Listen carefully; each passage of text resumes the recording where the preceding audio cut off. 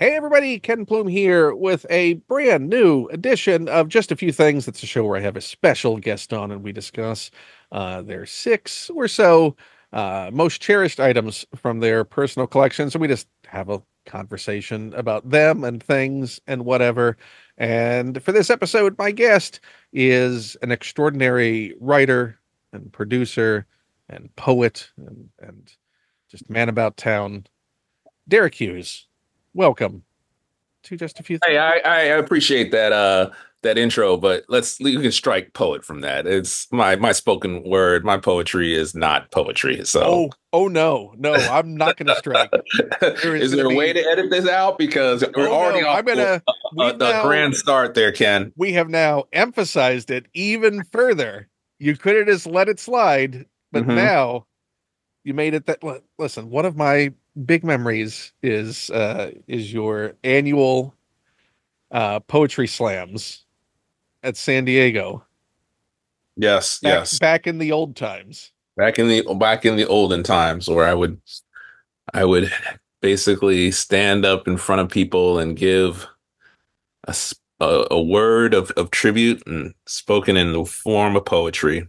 I don't remember that. Clearly, I must have been drunk. Clearly, it's like you must be thinking about somebody else because none of that rings a bell. So something tells me the best poetry, and there's probably I am some an phone videos. expert. I am definitely a professional in silent poetry.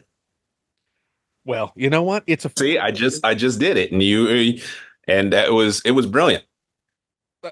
And that's the other part of it. See, that's where I I agree wholeheartedly. You've made my point. That's why it was in the introduction. thrive. And now people know. People know, and people can find. I'm sure you have friends People, out there people that can find. have blackmail material worthy Oh, yeah. videos on their phone. Oh, yes. I know a few, but we shan't speak of that. Well, now we've just reminded all of them to go look. Uh, They're not gonna know because I'm not gonna tell them. but thank you for being on the show. And yeah, this is upfront. People should check out all of the work that you've done over the years for Warehouse 13 and the Arrowverse, and especially Quantum Leap, which ended too soon, way too soon. I agree. But in this current climate, that it even existed at all is Listen, miraculous and an achievement. Ben and I, my writing partner Ben Rab, we were we were working on something else earlier today. And as we were pulling up, like looking at examples of a certain type of show, a genre that existed, it's like most of these shows, 5, 10, not even 5 to 10 years ago, were mostly 22 episode runs. 18 to 22 episode runs was normal. You're lucky if you get 13 episodes these days, much less, unless you are a procedural that is a Dick Wolf procedural or or something like that, where CBS or ABC, they know for sure that they're going to get their fire country, they're going to get, whatever. It's going to be, it's a battle just to get 13 episodes.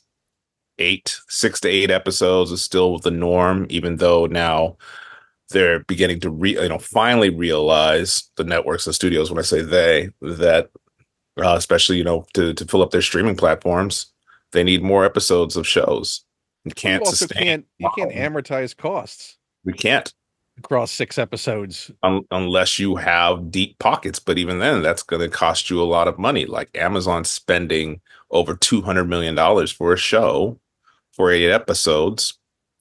it's, Right, it's, but it's then you're throwing it away because traditionally you would have a couple of months of downtime in between Mhm. seasons. But Yes. you had those sets, you had that staff, you had everything Yep. ready to go. Instead, you're going, okay, well, maybe we'll start filming season two in a Yeah. year and a half.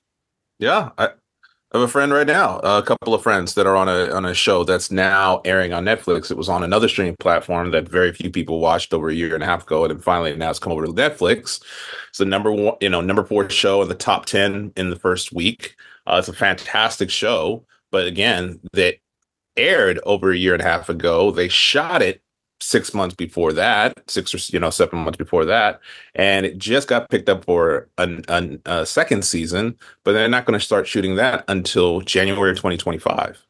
Which means if they shoot that January 25, how most streaming shows, maybe it will air in the winter of 2025. If not, it will be in the fall. I mean, spring of 2026. Well, I certainly hope they didn't have any kids in the cast. No, they did not have any kids in the. Oh, well, they had one, but they were an adult. They were adults. Well, they're an adult now, Yeah, I for mean that's sure. yeah, but that's just it, right? You look at something like Avatar, where they had to publicly announce that, hey, we're going to be growing with the kids that we cast, so they won't, it's like so there But won't even then, be they're already behind. I mean, look at what Percy Jackson is going Percy through. Jackson is, shooting right now, and the kid's already a bit older. And if heaven forbid, if they sprout up like the kid that plays with Lucas on Stranger Things, or I'm calling the final season, call it Stranger Adults because it's Yeah, been so long, right? It's when like, your cast are already getting married, yes, then there's maybe an exactly. issue with these production schedules. 11 ain't 11. It's weird that you can do a flash forward in the story and keep the same actors. Oh, we Yeah. jumped ahead 10 years. They're Yeah. 10 years older now. Yeah. No, I don't understand how. Well, I mean, it's none of it's sustainable. It's perfectly understandable. None of it's sustainable. None of it No, works. They took a working model and they destroyed it we killed the because golden goose. they were sold nonsense and a Yep. lie by the tech industry who tried to implement their twisted paradigm of deconstruction and disruption. Yeah. Destroyed an ecosystem that was already functioning and thriving. Now, it wasn't the best, it wasn't the greatest, but it actually was making everybody money. It Everybody, that was was relatively plenty. self-sustaining. Yep. Had several revenue streams. Yeah, it was working.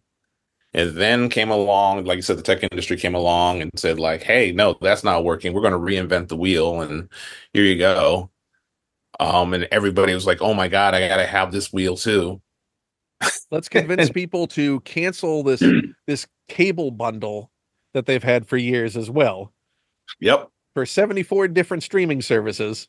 Because You are now you're paying, if you were to get all the streaming services, would equal up to, if not more than what you were paying for your cable services. which they're now bundling together Yep. for Once again, less. congratulations. You Yeah, reinvented cable 2.0. yeah. Or it was at an award show where Catherine Hahn, she did this whole bit, and it was like came out was like introducing cable.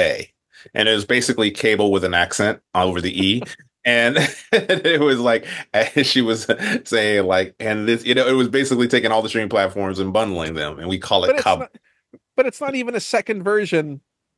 It's not like you can go. It's cable 2.0. It's more like it's cable point 0.5. Like we've regressed the version. Yeah, it's lesser quality in a way that it's like, oh wait, so I'm getting more of the same just on all these. But again, once upon a time when you had cable and you had 500 channels, how many people were watching all 500 channels? They were there. They were just part of the package, and you just accepted it, right? Is there any part of this that if you had told yourself 10 years ago would make sense? As far as you had, okay, so in 10 years, here's what the industry is going to be. No, none of it.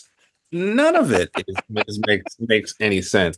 It's amazing that anything gets made in this day and age. I mean, it was just already evident like how hard it is to get a TV show made, a movie made, any sort of thing made. But now it is so difficult to get anything. Like we're going through that right now. Ben and I are pitching a new show, and it is just so difficult because one, there nobody wants to take any risks. Nobody wants to take, this like I was talking about the other day because the Homicide is now available. They remastered it and it's available on Peacock, right? Haven't watched it yet, but I heard it's really nice.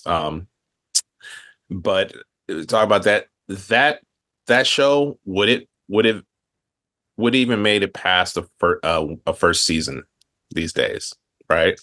Like, Well, with that, Cheers. sheer, yeah, Parks and Rec, The any of the Office. show. Part, yeah, no, even something like, yeah, more recent like Parks and Rec, yeah, or The Good Place. It's like Would they've because even gotten a green light to be able to have the discussion about would they have gotten a well, second season? I think where you're, that in that case, because it's the track record of the person that's being able to push it, like Right. Having a track record. But anybody brand new, we're saying like if I, yeah, like you were to come out and say like if the Good Place didn't exist, and he's like, Derek, I have this great idea, I'm going to go try to pitch it. It's called The Good Place, and it's the exact same premise, all the story. People will be like, it's not based on an IP. It's But we but don't you know who you are. but you talk about taking a risk. Yeah. The studios now perceive any new production as a risk Uh-huh. because they Yeah. would love to be able to go, well, we have all of this content. And the lesson that they seem to learn from the pandemic is people will just watch the libraries. They'll just watch them on a loop. Why do we have to make new things? Yeah. Yeah, there's a bit of that, but at the same time, they're just beginning to realize like, oh wait, we do need to create some new stuff, but let's continue to mine the stuff that we have and just do it in a different way. Like, what was it today? There was an announcement with I think it was like Paul Rudd and somebody else. Oh, is this Uh, Jack Black? yeah, the The Anaconda. Anaconda? I mean, it sounds cool. It sounds like they're mashing up Tropic Thunder with Well, it's with the same thing Anaconda. when I heard about the 21 Jump Street movie or any of those. Like, well, let's Yeah. take a subversive, But postmodern. that's the thing that's so ridiculous though is like, oh, to call it, they have to call it Anaconda just so that you have the nostalgia of the connection of the reboot, but it's at the same time you can lift that out and just say it's like two guys, one's a washed up actor, the other one is trying to be a filmmaker, and they have their cult movies, and then they decide to go in the jungle and try to recreate one of their favorite cult movies, and they getting caught up with the monsters or the real monsters that live in these jungles, and they have to survive as they're trying to make this movie. Do you need Anaconda? You could have called it something else. Monster in the Jungles, Monsters in the Jungle. It's if it's starring Paul Rudd and Jack Black, people will go watch that. Right. But the fear is so great that it's like, well, no, you need to have recognizable name brand attached to it, to a property, and it's just sort of like, but has nothing to do with it. So you're saying that my Snakes on a Money Plane might be a Listen, success? it's like combine that of like, hey, we gotta hijack this plane. It has $2 billion on it, but it's also full of snakes. $2 billion worth of snakes Yeah, who, that's who, even more. It's like you have to collect who, all these exotic snakes that add up to $2 billion who were dollars. fed packets of premium cocaine and they're in their intestinal tract. And so that's how they're smuggling all of the drugs is inside the snakes. See, already you're not getting any meetings now. It's done. It's one too many buys. You have to have one big buy, one or two big buys, and that's it. Yeah, but we did get Chris Evans to star as Doesn't one of matter. the snakes. Oh, one of the snakes? Star. Yeah. Okay, okay. Now you're talking. Did I pull it out? Did I Yeah, land yeah, it? yeah, yeah, Okay. yeah, yeah. That's okay. That's good. I've attached you both. You two Yes. are show running it, right? You guys are gonna And make it they happen. said I couldn't be a I'm just developer. an idea person. I'm just green lighting everything left and right. Yeah. I'm just a development exec. I come up with the big ideas and I just need them executed by somebody else. That's how I make my money. And my job's secure, right? Chris Evans on a plane. Boom. Just There you go. him trying to get his pretzels. Yeah. That's all he wants. All he wants is the pretzels, and he never gets the pretzels. He has to fight his way out, but he never gets those pretzels. Um. Yeah, that's a good product tie-in. See, you got it. That's it. Build it around that. Yeah, we're gonna roll gold. We should probably start talking about some of your I items. was gonna say, it was like, what is this podcast? I mean, This people is people are wondering, are the few people that they're tuning in for me, like, hey, like, are they gonna talk about something? We're talking about everything, we have but been talking about something consistently since we started. But we're gonna start with your first item. So we're ranking these So you're making a decision in the moment. We're going to build up to whatever your number one in this moment, most cherished item from your collection you're going to share. So we're starting with, I'm assuming you picked out six. No, only five. Okay. Okay. Well, five is Because fine. I thought you said five. I did. I Well, mean, I can we're add going a with six. five. I have a new sixth item that I very much cherish and appreciate. So I can add that to the Okay. Well, let's mix. do that. Let's start with that one then. So this All one right, is we'll start brand with new to the that because it's collection. not. Yeah, in the sentimental areas, it's not. But in the necessity areas, it's this electric swatter. It's fantastic. If no one, this is a plug. I mean, I don't have any connection to this company, but you can get it like on the TikTok shop or How did I know that Amazon. that was a TikTok shop It is a purchase? rechargeable swatter that what's great. It has the light that attracts the mosquitoes, and there's nothing more satisfying than at night when I leave my front door open with the screen. Sometimes mosquitoes used to sneak in, and I position this right near the door, and there's nothing more satisfying. You're sitting there watching TV, and all of a sudden you say zap, and then zap. Every couple minutes, and you're like, gotcha. And so this Anyone who definitely, follows you on Instagram will I know. I can't recommend this. If you live in mosquito country or bug country, this right here, I got two of them. I got one for the front by the front door and one by my bed. Second line of defense. You and It's I have great. both have similar non-sleep schedules. Uh-huh. Uh, how many hours into the night are you just sort of holding that thing, watching TV? Oh, I don't have to watch it. I mean, because what comes with this, like, it comes with this nice little Oh, stand, so you can place it right there, boom, and then on the stand, it is just there like that, right? So you don't have to do anything. So I just place it right behind me and and watch you can TV. also take it out to the clubs, You rave can take it out to nights. the You club. get Oh yeah, no, listen, I might be putting it in my backpack and take it with me on the plane. It's like when I get to Atlanta, you never know. It's like I always thought because I almost brought it with me down to San Diego Comic Con. I was like, there's never any mosquito problems down there. But well, yeah, ever you're since about I've to had head this, to Atlanta. especially with the warm weather, like this has been it has been fantastic. So So yeah, I could how add much was this it on the TikTok as shop? number six. And dude, that's the other thing on TikTok Shop. This is so great. It's like less than $30. I Yeah, mean, you, I don't know what the economy of the TikTok shop is or how it works or what horrible thing we're doing for the world with it. But hey, as long as it's not, I got one of the Sonic cleaners. I yeah, did. Yeah. that's what I mean. But what I love about the TikTok Shop is that I can be like, click Apple Pay, boom, sent, and then within days I get this. I sometimes that doesn't happen on Amazon. I It's also like, love just sort of everyone becoming the most awkward pitchman on that. Just the sales yep, pitches of people who just that's not their bag. That's not their thing. it But everyone's just leaning in like, hey, I never thought in my life that I would need a bug zapper like yep, this. But if I was going to yep. get a bug zapper to fulfill that hole in my life, this was the one that I needed.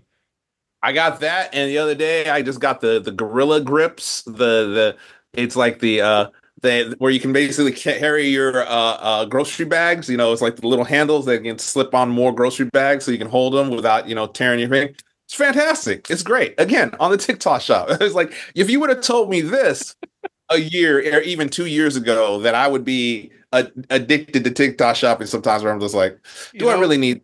you and our Do mutual I? pal Hal Lubben, he has bought so much. Have you bought like the Yeah. miracle pickle jar thing? Nail filer, electric nail filer. I don't need this, but at the same time, my nails have never been smoother and nicer because of this little sander. Have you seen like the pickle jar hourglass thing? Yeah. That He bought it. I He got bought it. a Blockbuster card. I ordered it. It was like that. You can basically now you just put this over your credit card or whatever, and then it looks like a Blockbuster card because the chip is right there. So the Do I? TikTok shop has basically become just sort of like a cross between Shark Tank and Etsy. Pretty much. It's like I always check like okay, And who if also, anybody else got it. what is this Vivor company? What is Which Vivor? What is uh, Vivor? Vivor seems to make fans and the Sonic cleaner and all kinds of I think they're like the company. What was the company that was that Jennifer Lawrence did that movie? where it was it David Russell that directed it? Yeah, but I don't remember the name of And the company. Bradley Cooper, where it became the QVC woman, that Right. sort of like a QVC, right? I think but remember when she goes to the place and they have all the different studios inside, they're all in house. That's kind of, I think, that what That's that company is Vivor. like. Yeah, Bvor is like that for TikTok, because there's Bvor, there's Temu, and there's Shine, right? Those are the three companies that people always order from, and they Yes. always come from China. Listen, hey, like, as long as I don't look too close, oh, like this, because every now and then I'm like, they're like, oh, you shouldn't order a product from there because it's leaching radioactive waste or something. I'm like, oh, great, I'm gonna get foot cancer I from wearing mean, these slippers. to Awesome. to be fair, what in our lives isn't at this point? Listen, with all the recalls that have happened in the last couple of weeks, meat, cheese, Cucumbers. cucumbers, man, cucumbers. I, But it's we should not have ordered cucumbers off the TikTok shop. Hey, That was listen, on I'm us. going to be selling cans of air on TikTok. You're going to see, like, I will You be and like, Mel Brooks. there will be cans of air that you like, you don't know what you need to eat tonight. Well, how about a nice can of air? It's always ready, it's always fresh. And the best thing is, you don't gain any weight. Air does a body good, right? It's like that's where we're heading, It because we're tastes not going to be able clean to eat and anything. pure. Every time it's sort of like a gamble. Like when I was in Las Vegas, it's like, all right, let me roll the dice. Is this cucumber going to be good, or is it going to give me listeria or whatever? I mean, salads are supposed to be healthy. That's what they told us. They told us to And eat lots of yeah, and salads. I used to love boar's head meat. Be like, oh yeah, That no, was premium. That's how you knew it was a good deli. yes, yep. Now, Now no. it's like, now it's back to eating deli meat at the gas station, I guess. Mystery meat. Yeah, well, It's like, Oscar Mayer. Who knew Oscar Mayer was going to be the standard bearer you for know. quality after all these years? The name you can All trust. right. So did that qualify That was your number as a six. number So your one number six thing? was the bug That's zapper my number. paddle. Yes. And I'm telling you, for anybody that happens to actually tune in and is tired of mosquitoes, get this thing. I've had a Yeah. lot of different mosquito things. This one was good. Make sure you buy So it with Derek's code on the TikTok shop so he gets small commission. I don't have it. Like I said, I don't have any of that. I've just been telling people. I've Where you like know what? I'm gonna clip this out. This will be the first video you post to your TikTok account. I've ordered it for friends as like gifts. So like, here you go. So Well, now I and feel hurt that I never got a they've bug all paddle become from you. they've all become believers of the electric Okay, swatter. well, the holidays are coming up. We'll see if I get a bug paddle from you from the TikTok shop. See when you get your next promo code. Now I'm Discount. gonna get you something better. There's some other stuff on there. I was like, oh, okay. I've already got the You Sonic never know cleaner, what you're so gonna I'm get. already good on that. You're already good on the Sonic cleaner. And I'm not Yes. sold on that pickle jar. So Yeah. then we're going to move on to your proper first item, your five on your list. My five. So this is deeper into your Okay. sort of I mean, do collection. they have to be in order, or it's just more like, I'm I just like, hey. I think we're going to rank to your most cherished being number one. So if you could Well, sort of definitely I have the most cherished. I'll say for number one, but okay, these are kind of so all these are like just variable. interchangeable. Yeah, Yeah, like we're jazz this here. is the moment. This is how you It's just feel the in this moment. It's moment. like how I feel and how, but also what's within reach as I grab it. So Yeah, yeah. There's no judgment, but it's all yeah, judgment at this point. it's all So judgment. All right. Well, then I'm just gonna go in order. For me, for chronological order, because well, okay, it won't be chronological order. It will be so the next item would be, this goes back for my days and can't show it, but it's a it's a samurai sword. It's not a Hattori Hanzo. It's like, but it's a samurai sword that I picked up when I was in the military in Japan, because I always wanted my own samurai sword, my set, and because my family had one, being half Japanese, my family had one, and growing up as a kid, and I was like, I'm gonna get one. It's not. It was what I could afford at the time. I definitely will someday. I've hesitated because there's so many great samurai swords yet, but I want to get like a really classic one, like when I was in Japan last year. But this one has been with me since my days in the military, so this is over 30 years old, I guess let's say. So were you Um, stationed in Okinawa? I was stationed in southern Japan when I was in the Marines, in a military base called Iwakuni, So how long was and it your was south of Hiroshima in southern Japan. so you there So I for was there three like years or a just year? a year at a time. I mean, Okay. or 6 months at a time. So 6 months and then go I back. come from a military family. My father Ah, was a Marine yeah. as well. So I always you always knew the parents of friends who got back from deployment Uh-huh. because a sword would suddenly be in their living room. A sword or the wicker straw futon couch the that was like made out of like either bamboo or some sort of um some plant, right? And Or then the ones also that the family went over. or the clothes that were, because once upon a time back in the day, like Adidas had their company that they was, in Korea. And so you can get like all vintage and just Adidas products like jackets and all that stuff because it was all made there in Korea, right? And then, but you get it at a discount price because you're buying it right there in Korea versus it when it ships out here, then Or it would stereo be equipment. stereo equipment too. Yes. Yeah. That was also in Japan, like getting like a Samsung or a Casio Walkman. I'm dating myself. But yeah, so when I finally was able to get this, I was like just a young Lance Corporal, but or maybe I was like PFC. And But you also so when you're I stationed was over I there, was you're I just was sitting on money. eh, you don't get paid much when you are just an E2 or an You don't get E1. paid much, but you're living on base. Yeah, you're You're living eating at on the base. mess You can get hall. it. You can get, yes, but if you buy this out in town, the yen was a much stronger. Now, if you go to Japan now, it's like I tell anybody who's traveling to Japan, go to foreign currency exchange right now, get like $500 to $1,000 of yen if you can. Set that aside for whenever you plan on going because it's like you can get so much. The dollar is so strong against the yen right now, but it won't So for always be that way. anyone Star Wars fans who are going to Star Wars Celebration in I think April of next year, they should take that to heart and start setting that money aside. Oh, that's what's happening. They're going to be in Japan next year. Yeah. Ooh, that's cool. That's very cool. So yeah, so this will be, if we're going in like chronological order, then this would be uh So there. There. so your process. So you're over there, you want to pick one up. Hmm. What is the selection process? What were you looking for? And What I can also, afford. so were there What I can ones that afford. were less expensive than that? Yeah, you're gonna get something that is like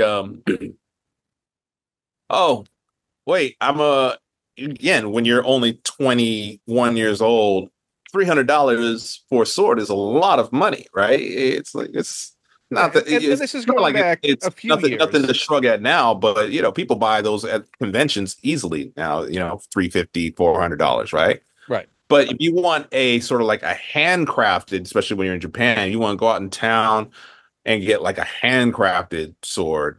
It's, that could be anything from 600 to 1,000, $2,000. That was like that didn't even enter the realm of possibility.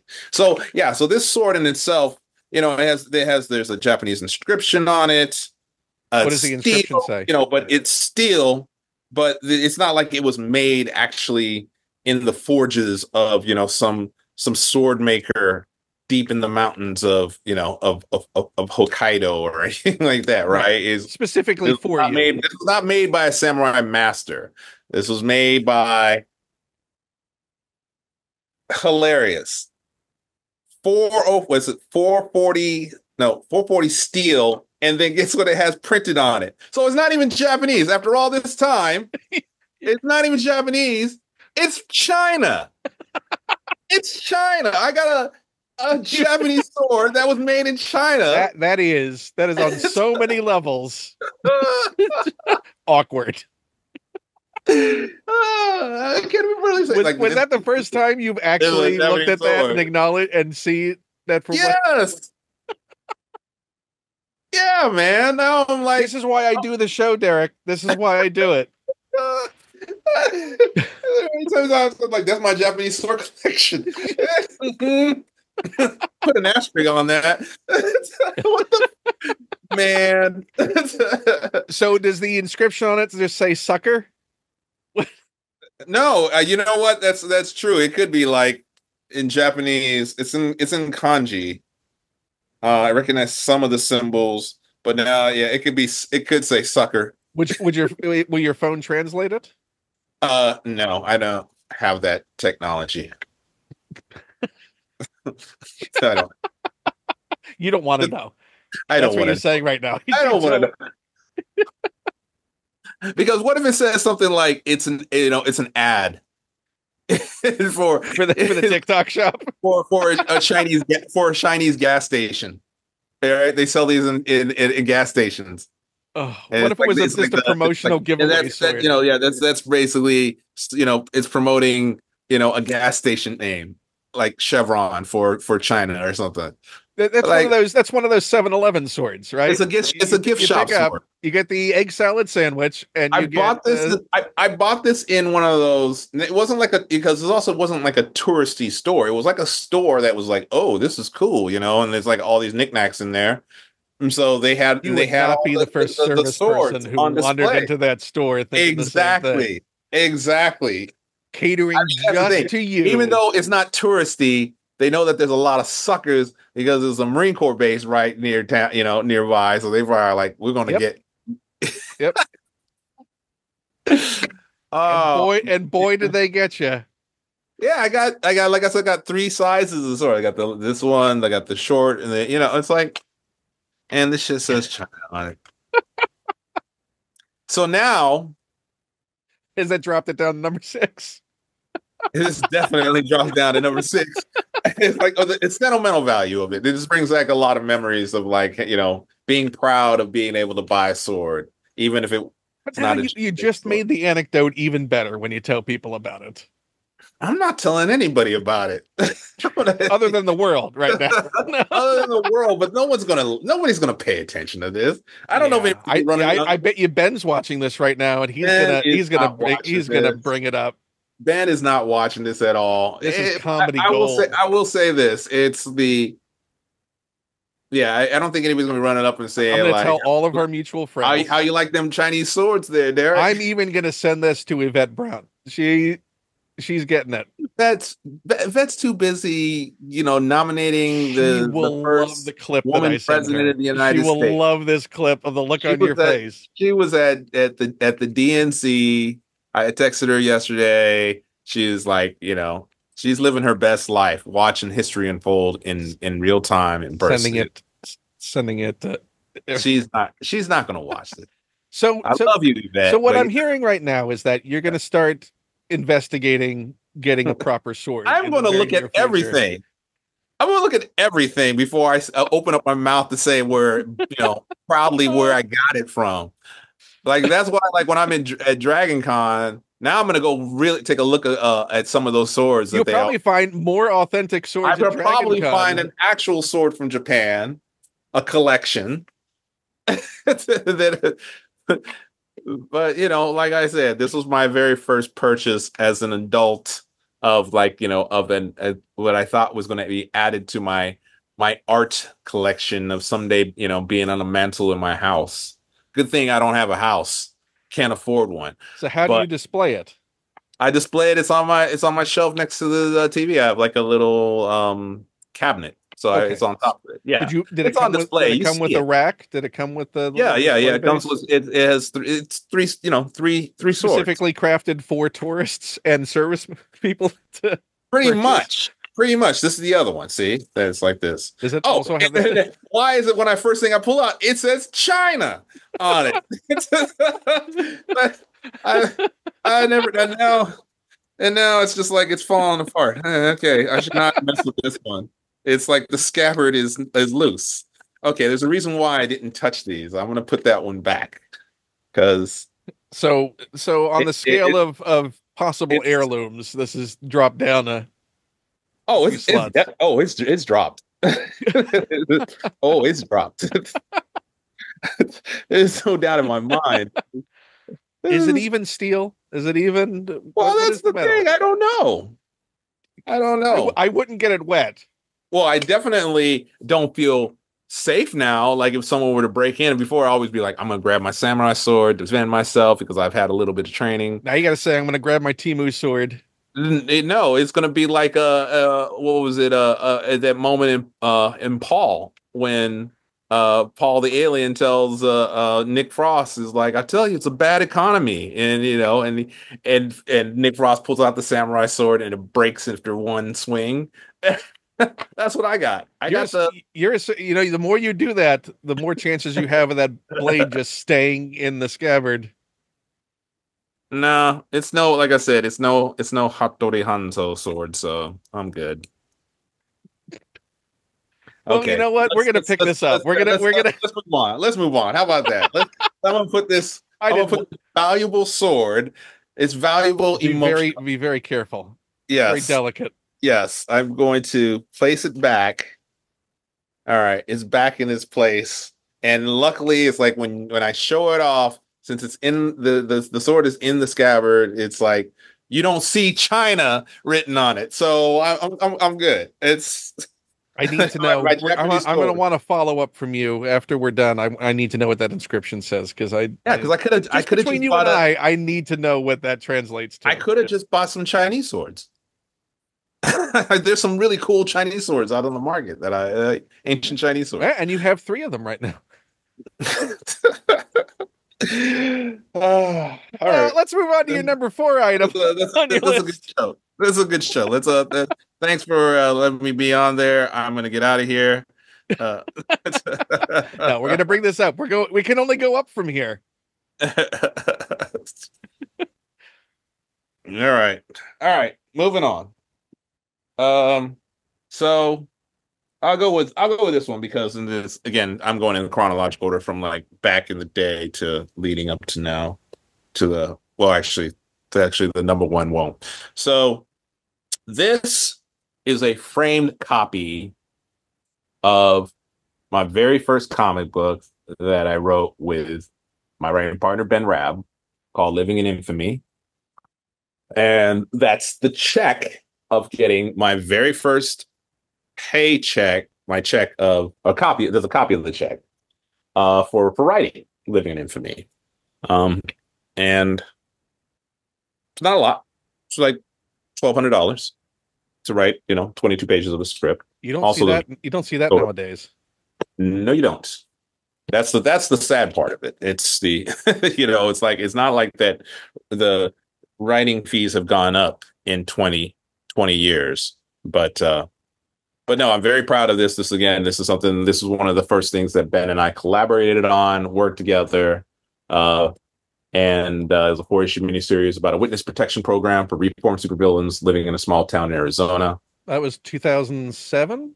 2005. Next year Five. will be the 20th anniversary of this. Um, and when we hit the shelves and we premiered at Comic Con. Does it feel like nearly 20 years? No, nothing feels like 20 years because I always say it's like COVID messed us all up. It's anything before is just a blur. Um, Time is just moving faster and faster. Here we are. It's already what next week or week after next will be September. Now, you two are grizzled veterans of the industry now. Yes, we are. We have been writing almost 16 years in television and but we've been writing together over 20 years. So, Which it's difficult to keep writing partnerships going that long. yeah, What do you think it's the key is for you and Ben that makes it work? the longevity, the understanding, the collaboration of how, we're very simpatico, how we understand one another.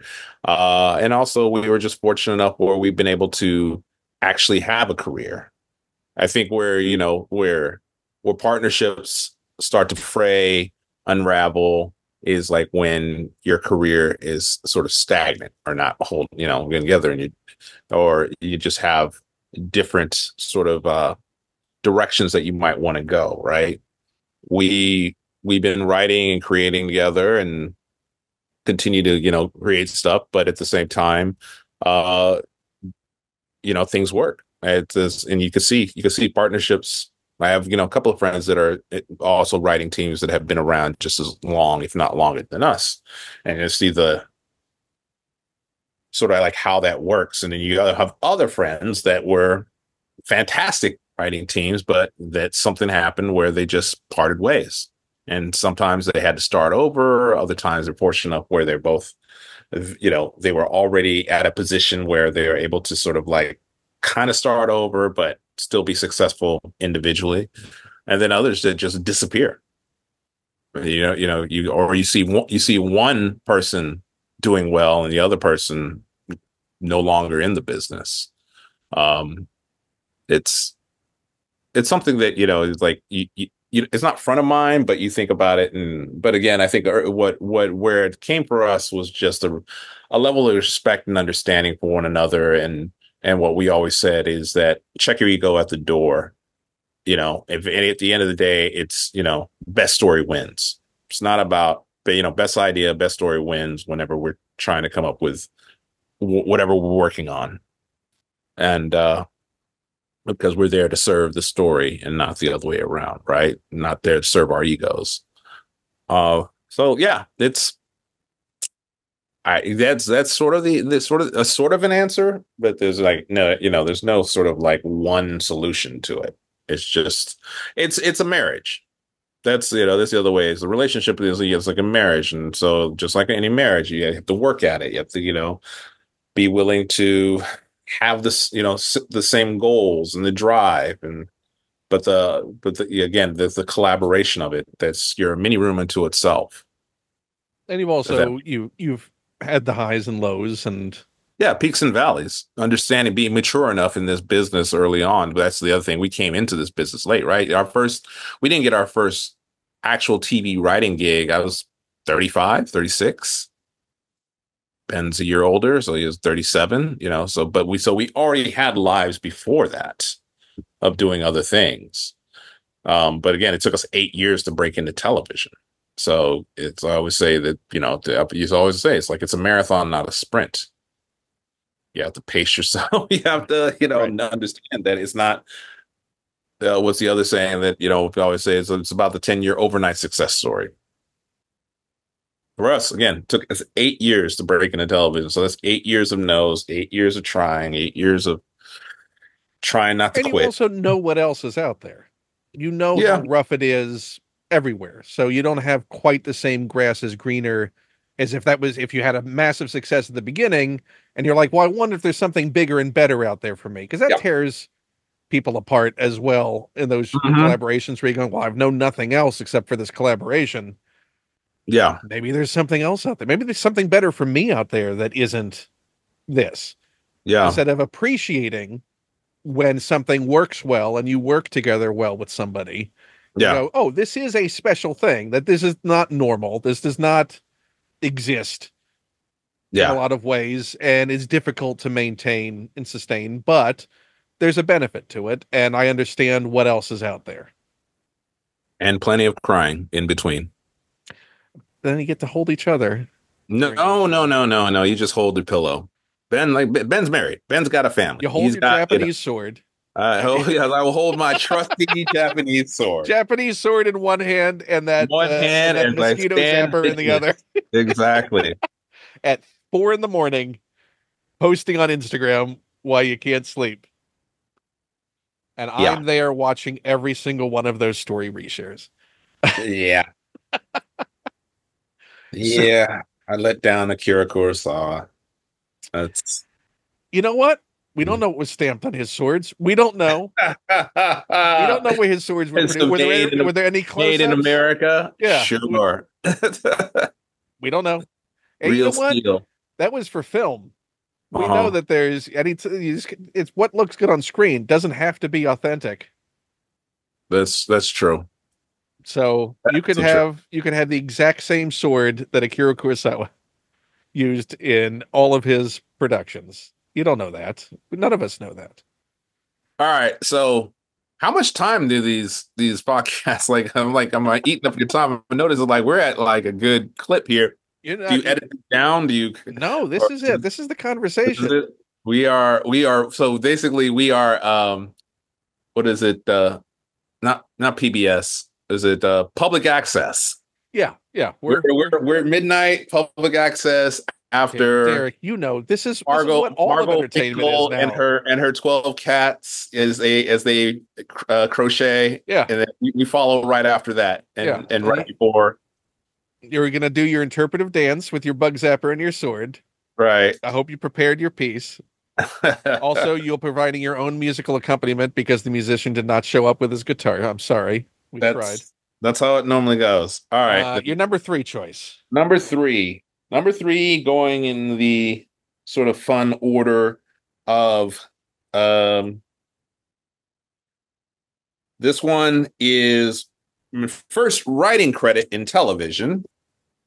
And hold on. This is not going to work. Okay. All right. Nope. It's still not going to work. So Can what you you can see it? do? What? There. There we go. Okay. There we go. So that's the first writing credit that Ben and I got in television for Warehouse 13. The episode was called Duped.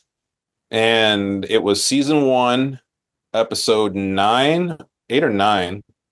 And it was just really cool to see our names in credit on television like that.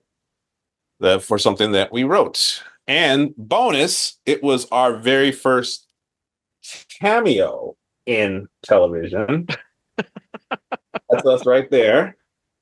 Here, can you see it? No. I Yep. Uh, uh, uh. Right? Yep.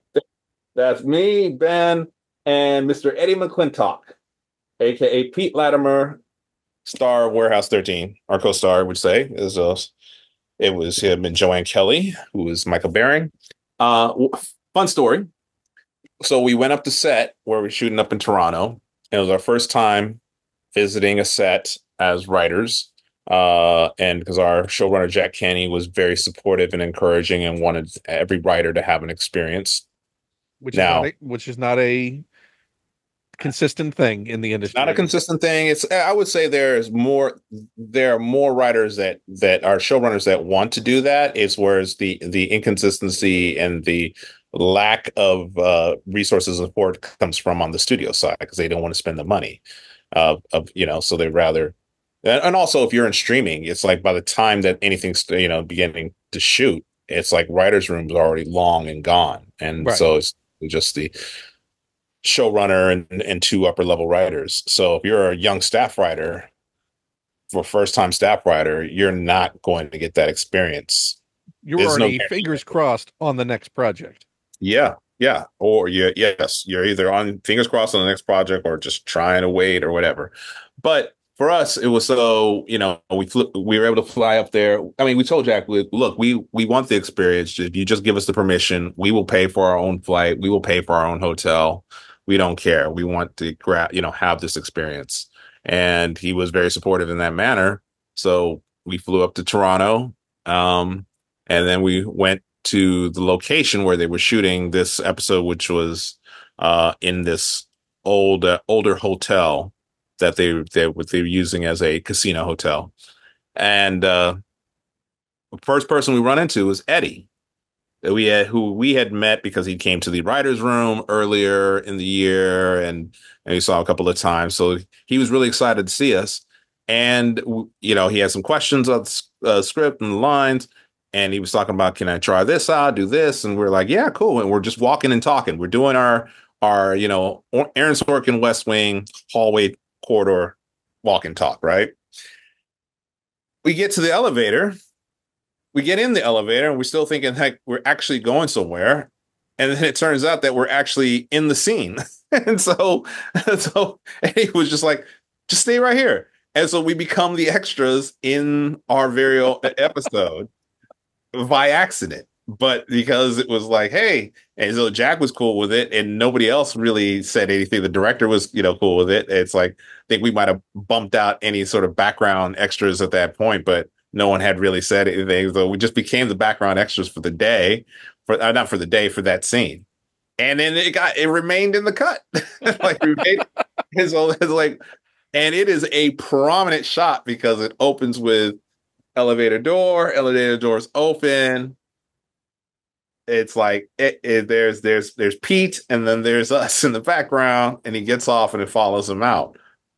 That This was fun. should have been a thing that you repeated in every show that you two did. Funny enough that you mentioned that, for at least for Warehouse 13, every episode that we wrote, we're somewhere in the background. Except for our last episode, because they shot that was they didn't send anybody up for the last season, because it was only 6 episodes. But every episode we are in there, whether it's just a tiny shot of us in the background. The episode that we did was called Mild Mannered, and with the guest stars was Sean Marr and Jewel State. We're in the comic book store, and not only are we in the comic book store, like in the background in the aisle, we're also we had the art department. They blew up the cover of Infamy, the first issue of Infamy, the John Cassidy cover, and they made it banners in the comic book store. So our stuff was there in the background too. Now, did you develop a backstory for the two of you within the show? We Just were we were personally, just the two of you. actually personally we were Stan Lee before Stan Lee. We were these observers that were appearing in the Warehouse 13 universe in every episode. It's like, So you're going to be prominent in the reunion show, right? yeah, there's a video that breaks down. There's that one background extra guy. He's like a little heavier set, pudgy guy that has like red curly hair, and he has been a background extra in so many different movies and shows. It's kind of like a redheaded version of uh, um, I don't know. It's just like when you see him, you're like, oh, that guy. And you Yeah. know exactly who that guy is. Like, and he's always in the background shot in that way. He's literally like the Wilhelm scream of extras. Do you think it's less likely the way production works today to have those kind of the amount of work that those guys or those actors in general No, I would mean, have in the past? even on Quantum Leap, we had background extras. And you need them. It's just like as you're putting together your episode and you're going through prep, you're actually talking to the background, the coordinators, the casting of, like, these are the people that we're going to need in the background. So there's still a need for it. And But the top of the list was always you and Ben. was that, yeah, at the top of the list, it was just sort of like always did it sort of like on the fly, though. It was just sort of like, hey, we're going to be in the background of that. We're going to, like, do this. Just Like, working some buttons. that became our thing. It was like, was it supposed to happen? I don't think so, because we're in Canada, but you know what? We're going to do it anyway. We're The going to do it now. Ask for forgiveness later. were the other writers jealous when they No, not really. They got a laugh at it of it, but we became known as the ones who, like, hey, everybody's asking, like, you going to be in the background of this one? They're like, yeah, sure, we'll do that. did you There ever was get any speaking lines in any of the appearances? no, that's a line that we dare not cross, because then you got into that's union Right. rules, all that type of stuff, and you're on a show that is very sort of that could be legally dangerous. Right. Like, that's something. And then also that's also drawing way too much attention. It's one thing to have fun of being just in the background, being that, almost harmless extra, right? It's like, Right. okay, happen to be in there in that shot, that's no problem. But it's a whole other thing, whereas now you having speaking parts. Right. Oh, you dropped your wallet here. Yes, exactly. Agent Mr. Herman, there's a phone call for Mr. Herman, right? See, but now if you had gotten Paul Rubens to voice you guys, then technically you're not doing the performance, right? Then it would have been fine. It would have been fun. That would have been a clearance issue, an audio clearance issue. So, I there's always probably the would have cost as much as a needle drop, right? Like what? or well, not as much as that sword. Yeah, there you go. Bring it back. It's called a bookend, friends. But Uh, we're nowhere near done. So I guess that would be a middle of the line interlude of how many more well, times can we mention my Chinese sword. Um, it's a beautiful moment, and it needs to be remembered. Your number two item. um, a number two item. Ah, okay. One sec. So my understanding is, so your number one item, you know without a doubt, is going to be your number Yes, one. Okay, yes, yeah. This is my number two item. This is a ninja, not holding a Chinese sword, you're not actually a going to Japanese. check. You're not going to check, are you?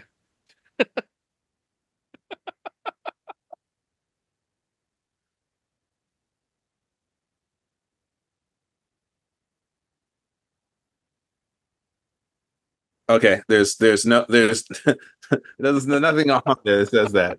Like, I don't know. He's a little dusty. That's the problem. Is like because he's been sitting there. I gotta sort of figure out a way to how do you clean dust off a fabric like this without, Air can, air compressed air can. can. Yep. Okay, I got one of those. So this is a ninja, and this comes from Japan, and it was a gift from my mom. She got it for me when she was in Japan, and so Um, grew up loving ninjas, wanting to be a ninja. Actually, my best friend when we were kids, we dressed up as ninjas and snuck out in the middle of the night without our parents knowing. And we'd run around the neighborhood dressed as ninjas until he got busted by the Also, military. super safe thing to dress up as in the middle of the night. This was a gentler time. It was the 80s. Yeah, you know, it's a it bit was like laissez-faire just all around. I didn't have a mohawk and wasn't running around with with spikes on my clothing or anything like that. I was just a ninja. So what was your, but now in that, so how did you construct your ninja outfit? What did you use? Sweats, hoodie that you cruft out with a scarf, then you pull back. Then you have a belt like a karate type of belt, and then you had fake swords, and we made like fake shuriken stars, throwing stars, right? And Do you remember the then had missions you would go? and then the what they're called tabi, right? The top was it tabi? The it's the shoes, the sandals that basically have Have the the split little toe? split toe. Yeah. So what we did was we took old tennis shoes and then we would take heavy socks and put them over remove the sort of like half of the shoe so that you have the sole, put it into the sock itself, sew it in, and then create your own sort of like shoe tabby that you'd wear. You wear like you're slipping on boots or socks.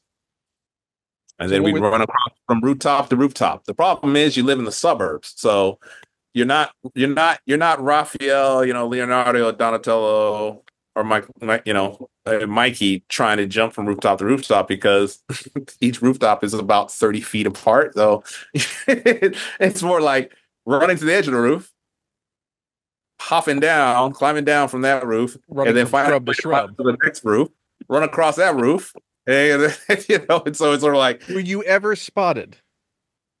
no, because it was good. I was like the first time that was So you're like really really good ninjas. I was really good. I was like, we were running around sword fighting on some roof, and all of a sudden we hear a guy come out, some man like, who's up there? And we're like, oh. So we leap off the roof and then we run dash across the yard and then we drop down into the grass. And he is like about 10 feet away, staring in the darkness, looking to see who's out there. He did not see us. And I was like, we're ninjas. We did it. And then my friend got busted by the military police because he one night he snuck out, and because it was always, Which base was this? was that this Which was up in California, up in Central Castle Air Force Base. And um he snuck out one night, and I couldn't get out. I couldn't because my parents were still up, and it was like there was no way. I know they're gonna come check in. I can't do it. So I told him to go ahead. So he goes out and he has his own solo ninja adventure, and he ends up like running across a shed or something like that and falls through, causes a loud ruckus. So then military police, since they always are just kind of doing patrols around the base housing anyways, happen to be nearby, gave chase. He runs back to a neighbor's house, goes into that shed, somehow changes and comes out like as if he's wearing a bathrobe, pretending like, "Oh, what's going on, officer?" But the thing is, he still had his like ninja shoes. So then they know it's him, and so he gets busted. But because his father is who his father is in the rank, and also it's like it's easier at that time rather than trying to cart someone and put them in jail, just take them to the house and saying like, we got your son being a idiot running around dressed as a ninja, Yeah, and then so he got grounded, and then that was the end of our ninja adventures. right. And also, I mean, the any of the fallout from that would have gone to the parent anyway when you do something at the Yeah. base. Yeah, I mean, look, this day and age, if it would happen, one, you dread to think what would happen, but two, it would have been handled in a way of like, nope, we're going to take you to the station. You're going to have your parents come down, blah, blah, blah. In this case, it was just sort of like, we're just going to take you home and, drop you off and let your parents deal with it, discipline you in the way that it should be, right? Because it's like, well, we were fifth or sixth And grade. ultimately, he was Huh? running around as a ninja on the roofs. It wasn't like he was. Right. Where everybody else is like, there's a burglar on my roof. Someone's trying No, to. I'm a ninja. I'm a ninja. There's a difference. You should appreciate that there's a difference. That Now, I, was it discovered that I'm a master of deception, and and by my did you get enemies, away discover. clean on this?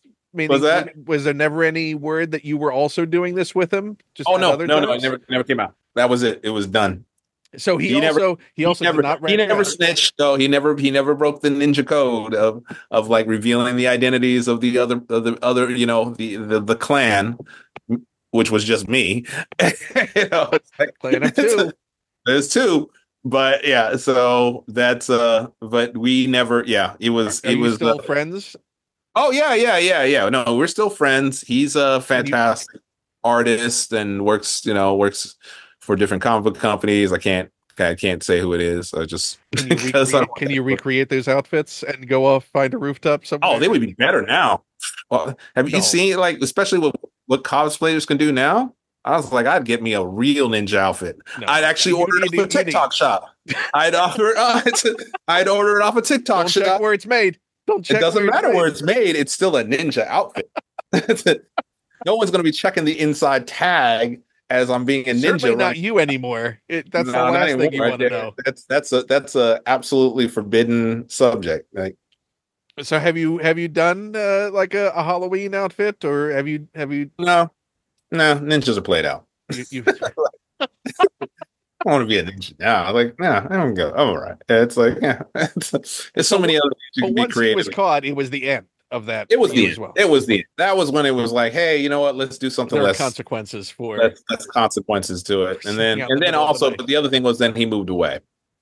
He ended up moving because dad got reassigned someplace else. So that was the end of our adventures. And then that's when I went from focusing on, which at that time we were both artists, we were drawing our own comics and everything. And then I switched over to sports, started focus on basketball, and really, that was, and put all that to bed. Well, now I feel a kindred spirit as I was riding around in my father's flight suit on Quantico on my bike, pretending I was a Ghostbuster.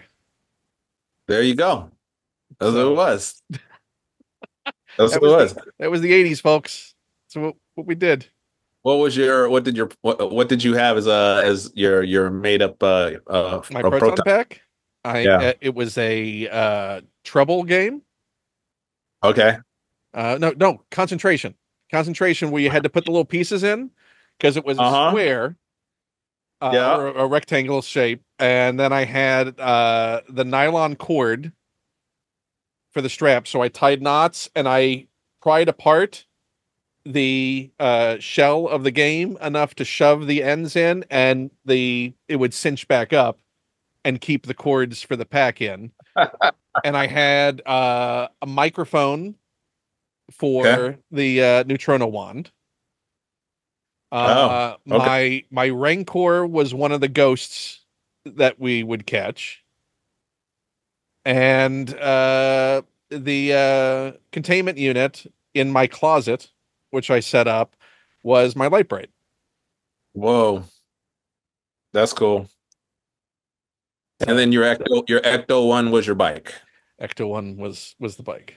We all had Ecto ones. We Yes. all and we would yeah, drive around. We would fight Gozer on the roof of our friend's house. We would just all be out front screaming at the ghosts that were not there as the sun was going down. We also had woods. There was a lovely little creeked area in that housing area on Quantico. So we could go fight ghosts in the woods and find a lot of slime in that creek. Couldn't remember. I think it was maybe like about 2 years ago. There was one of those VR places that, where you go in person and you do the VR games. There was a one that was in the Glendale at the mall, and it was super cool because it had Star Wars where Was that the Rogue One? it wasn't the Rogue. It was, yeah, it was. I think it was K2SO sent you on the mission, right? yes, yeah. It was before they put it on the Oculus. And I remember that was like the first time where it was like, because you could select that game, but then the second game you could select was Ghostbusters.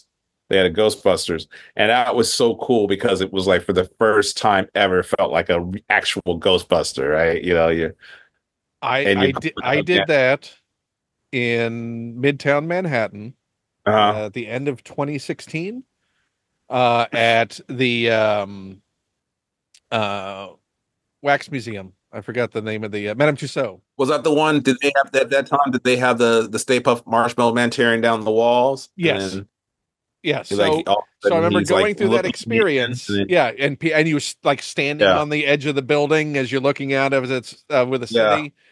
yeah, The over the disconcerting city, thing yeah, was you're in this immersive experience walking around, with your neutronal one, your proton pack, and you're doing this yeah. whole thing and you're in this environment.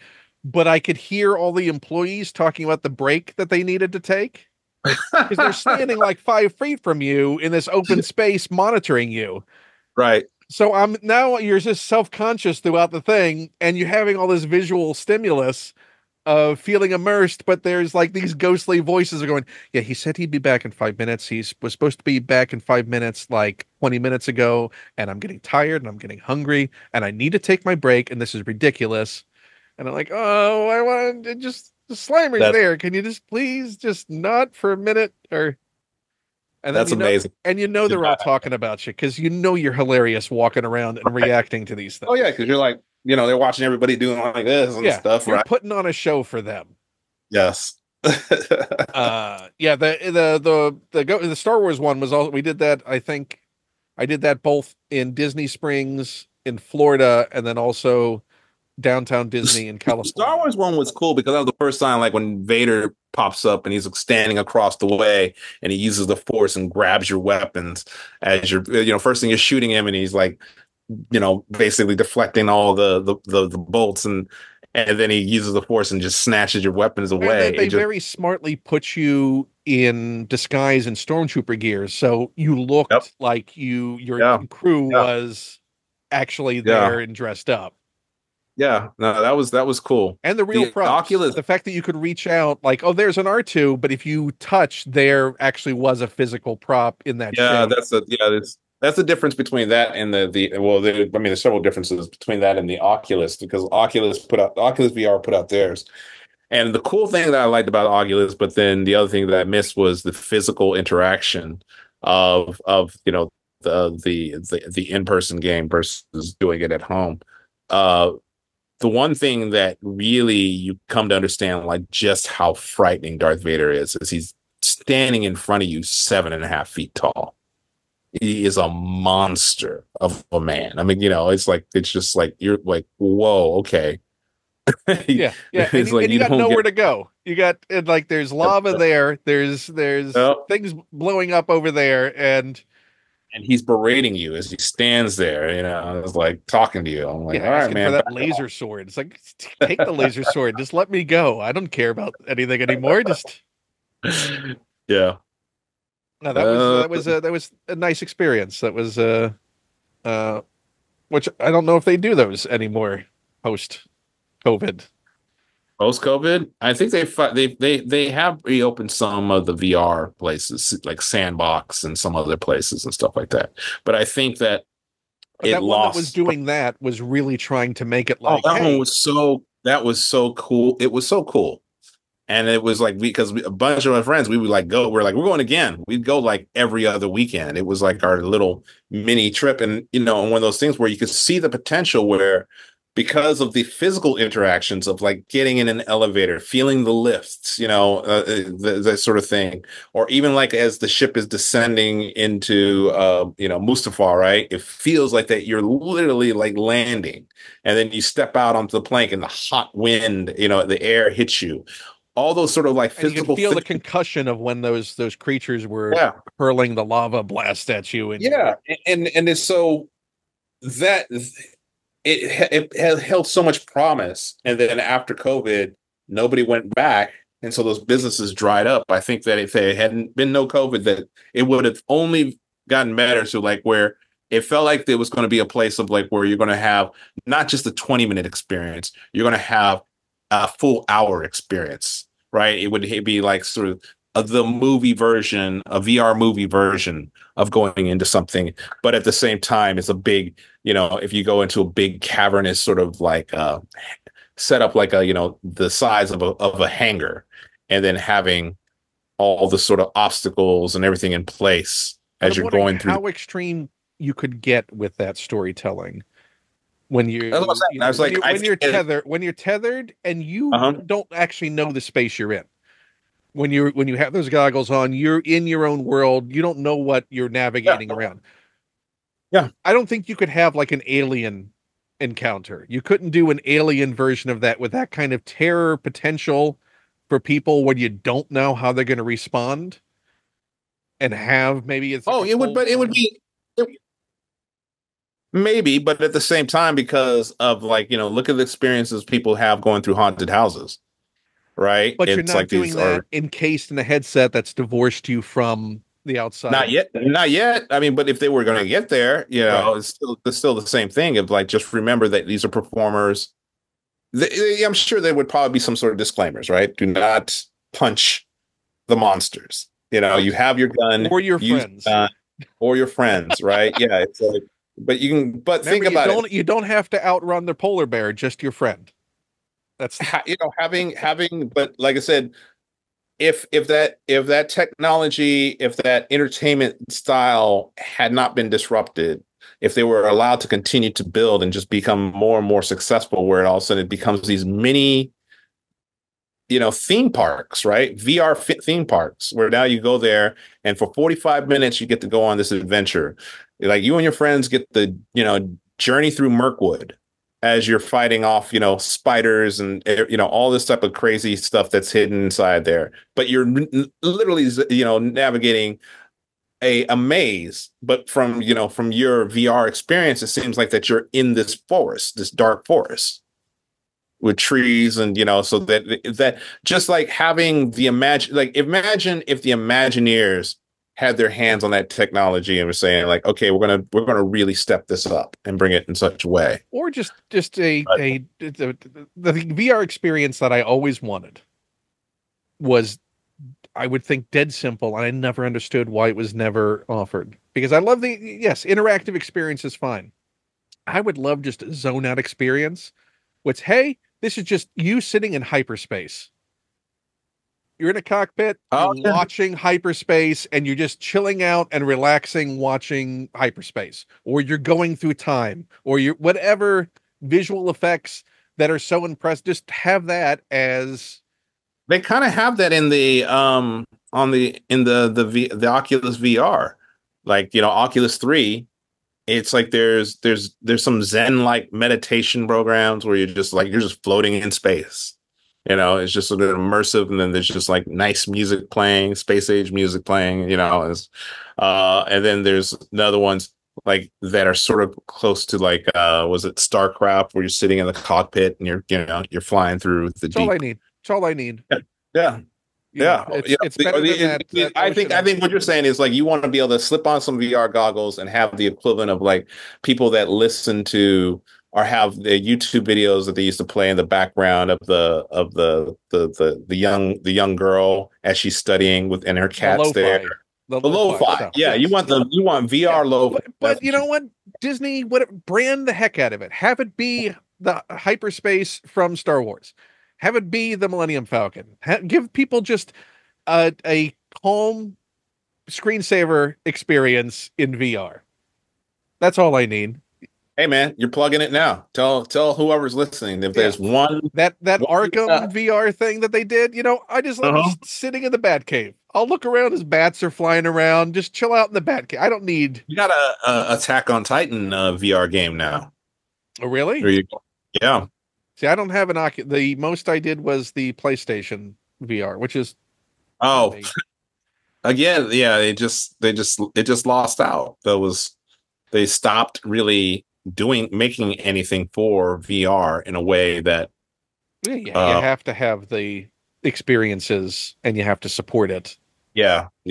and make them decent. Like I thought the Arkham one was fun for what it was, and there were genuine moments that were stuff that I call them side eye VR moments Hmm. where I knew some jump scare was coming in a VR moment, so I would Oh, have it so I would have a little bit of visual input from the uh-huh. room to take me out of the complete reality, like when Killer Croc would burst out of the water when you're in that cell in that Arkham VR. The first PlayStation VR headset that I got was it for the PS4? Yeah. I was Yeah, it was for the PS4. So I'm here with my friend, and I'm playing the demo, and it's like you're in some subway station, and also something skitters by, and I'm looking, and I go through this. I hear this. I hear sound, so I go through this door, and I swing open the door. There's like a zombie creature that reaches out and grabs me. The minute that he reached out to grab me, I grabbed my headset and I just threw it off. I just like threw it. I almost busted the thing. And my friend was laughing, dying so hard. And I was like, that's it. That's the last time I'm playing any scary VR games. I Oh, will play. in that same Yeah. demo one for they had the underwater, Underwater, the shark the experience. shark, Yeah. which you could have the non-shark version of that, which is just going down in the water and some fish would swim Right. by. It just go. But just I just and it's not real, but you're because of that Yeah. sensory input and having the headphones on to where you were so isolated and just having that in your peripheral in the shadowy water just go by and like, no, I don't need this. I don't need this in my life. I don't know what the appeal is of being attacked by a shark in VR. And that was what, like 5 or 6 years ago when that came out. Yeah, oh, easily. It's like all the advancements that are happening now. It's like someone joked about like how like we really are, only a few steps away from Ready Player One, or having that sort of level. I don't see it happening, but maybe 5 to 6 years from now, but definitely not around the corner. And the only way that will happen is if, again, they continue to innovate it and people actually want to be a part of that, right? But And what I can keep afford thinking it. about, can afford it. I keep thinking about simulation theory, how we are all just living in some giant simulation, or we're just, this is like we're actually somewhere in our 80s or 90s near the end of our lives, and we're wearing this device to experience basically Roy from Rick and Morty, right? It's like we're just reliving a life that I hope already I did. happened. I hope I didn't pay for this. I hope I'm not at the end of my life and this Or is the the other experience I or paid the other, for. that's what I mean. But that's just it. It's like, it's like no different than being the Sims. People pay a lot of money to play the Sims for what?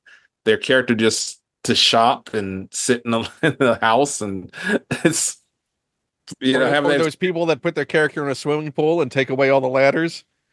Yeah. Or the other thing was like someone was saying is like, it could be that this is all a simulation, and when the game ends, turns out that you're some 15-year-old in the year 2150, and you're playing like the PlayStation 23, right? I hope they didn't pay for this experience either. I But that's again, just it. It's like, think about it. Maybe their experience is like, well, this is what it was like to live in 2024. well, that there comes a point in your life when you have to accept that you're just an NPC in somebody else's life. Look at the people that play, even though like you can do this fun stuff of like playing like Red Dead Redemption or GTA, right? There are other people that just make up just like their little side quests doing absolutely nothing. It's Oh, that's just me. Oh, in Breath of the Wild, right, I don't need to fight anything. I don't need right. that. Just go and ride my horse. Fortnite, I'll just go fish. I'll Yeah, go hide in the, I'll drive around for a bit. I'll let other exactly. people. Maybe I'll People pop out at the end. people that just, spend their time building that one house in Minecraft. Listen, we don't need to talk about Animal Crossing and what the pandemic did. We don't need to talk about the beautiful island and story I created in the decorations for the seasons that I would do. That's funny.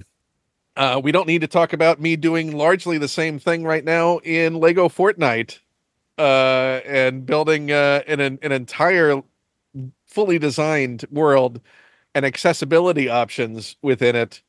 For what I don't know, it's a Zen exercise.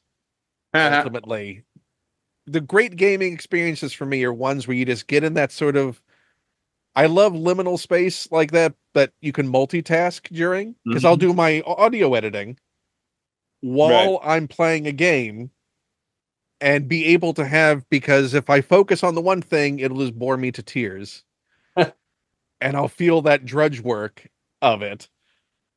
But if I have that ability to multitask, I'm like, I'm doing this and I'm also accomplishing something while I'm doing it. But it's so low stakes in the game that I'm playing that I can just zone out, enjoy whatever's happening.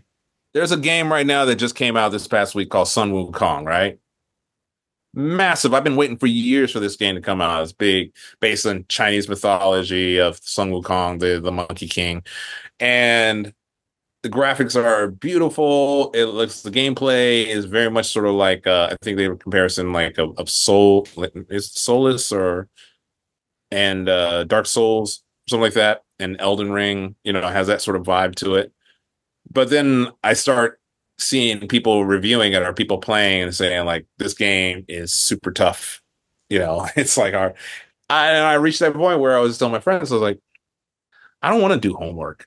I don't want to play a game where I feel like that I have to learn so much just to play the game.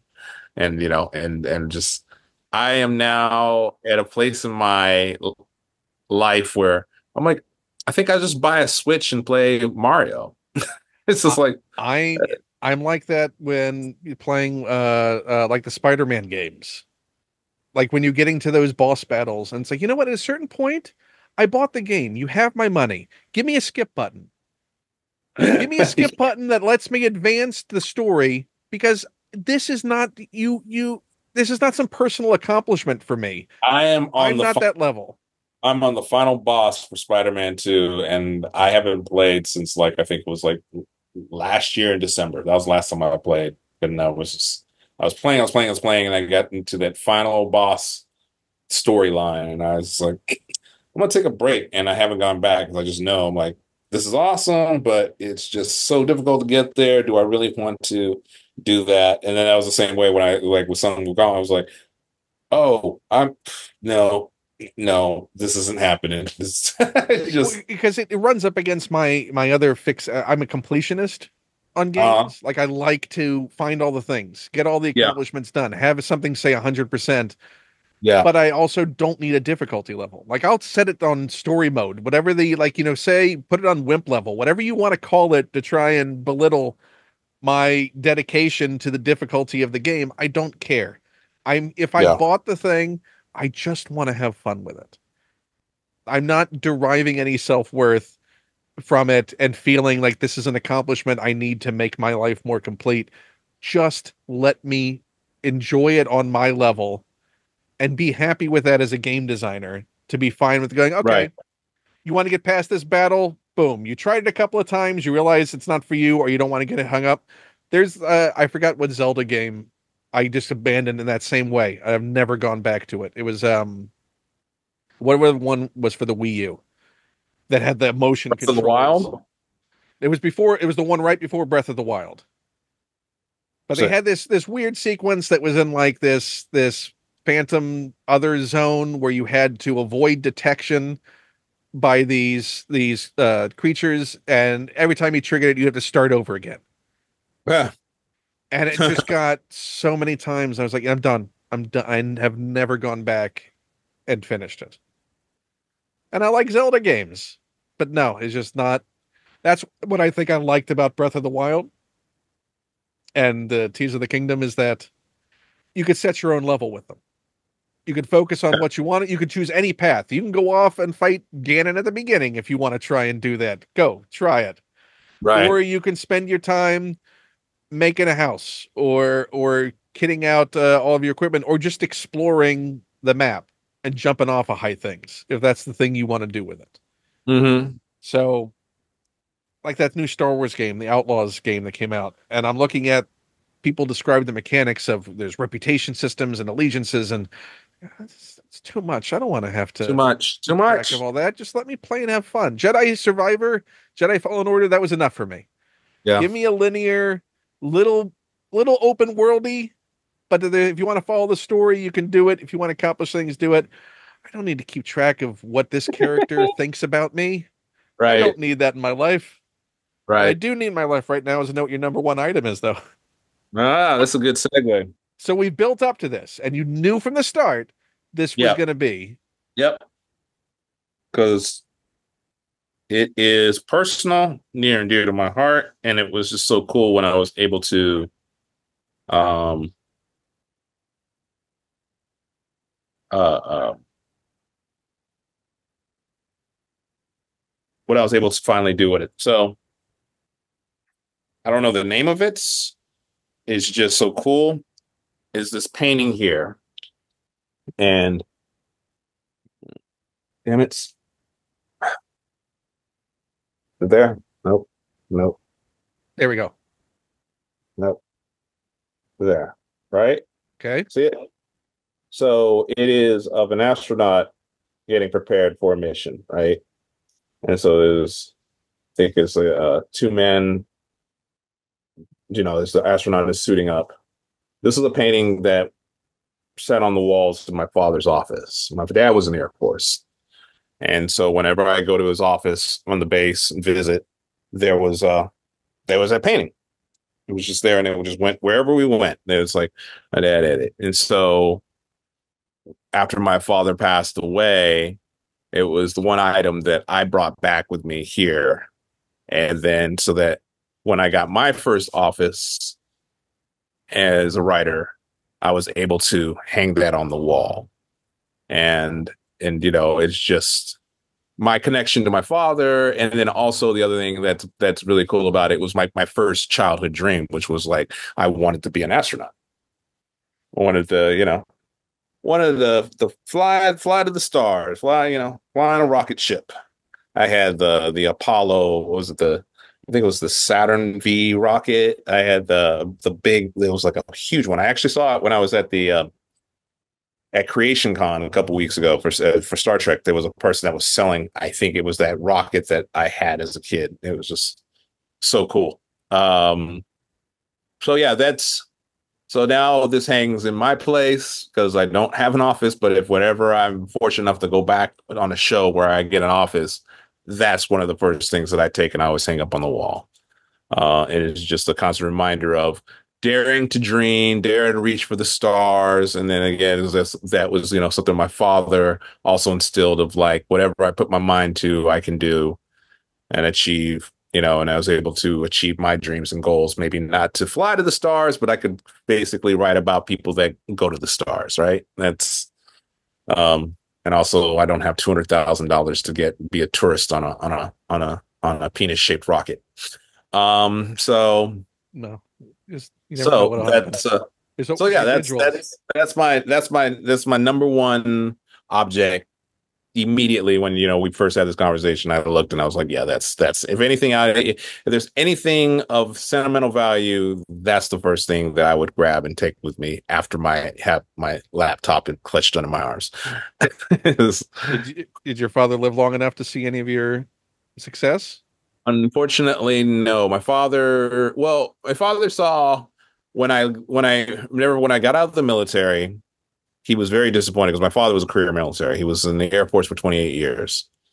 And he was like, this is, perfectly good career. But when I told him, I said, I cannot be in a place that can tell me what I can and can't do with my dreams.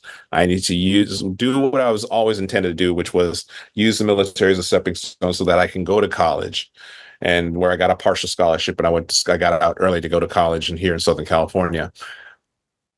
But when I did that, and I have the letter someplace where my dad wrote me a letter. He wrote me a like multi-page letter talking about how disappointed, how he felt like I wasn't thinking through. It was just sort of like I it took a while for him to understand like what I was doing was going to be beyond the things that were right there that were available for him at the time, right? And so I yeah, so the unfortunately the only thing my father was able to see was me being a writer's assistant on my very first writer's TV show, Gene Roddenberry's Andromeda, starring Kevin Sorbo. And this was early 2000s. This was actually 2000. I want to say 2000, 2001. And so by the time that my father was able to see my name in the credits at the end, being credited as a writer's assistant, that was it. But he had also come to understand because that was years later.